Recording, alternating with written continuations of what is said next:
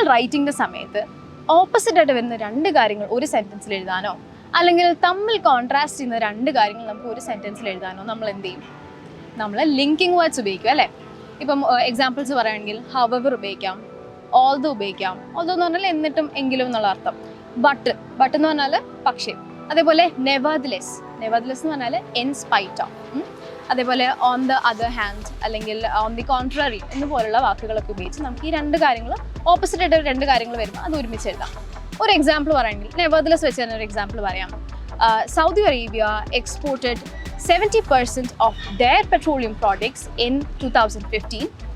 Nevertheless, the country falls second to Qatar as their rate of export in the year was 75%. കണ്ടോ, ഇവിടെ നമ്മൾ രണ്ട് കാര്യങ്ങളും നമ്മൾ നെവർദ്ലെസ് വെച്ച് കമ്പയർ ചെയ്യും.